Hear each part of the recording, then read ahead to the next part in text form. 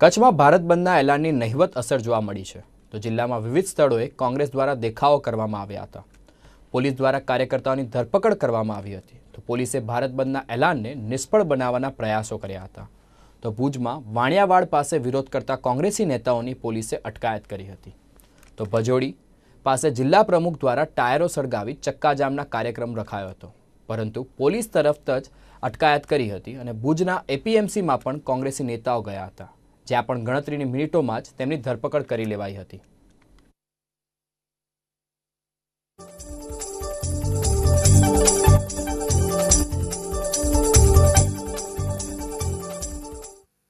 કે ભુજ એપીએમસીના વેપારીઓએ અમારી વાત સમજી, કિસાન વિરોધી આ કાયદાઓને સમજ્યા કે વેપારીઓ ઉપરાંત શ્રમિક વર્ગ જે એપીએમસીની અંદર કામ કરે છે અમે એને સમજણ આપી કે કઈ રીતના આ કાયદાઓ જે છે એ તમામ રીતે કિસાન અને શ્રમિક વર્ગ અને સામાન્ય લોકોની પણ વિરુદ્ધના છે। એના પ્રત્યાઘાત રૂપે વેપારીઓએ દુકાનો પણ બંધ કરી હતી અને એના ઉપરાંત શ્રમિક વર્ગોએ પણ અમને સહયોગ આપી અને કામગીરી બંધ રાખી હતી।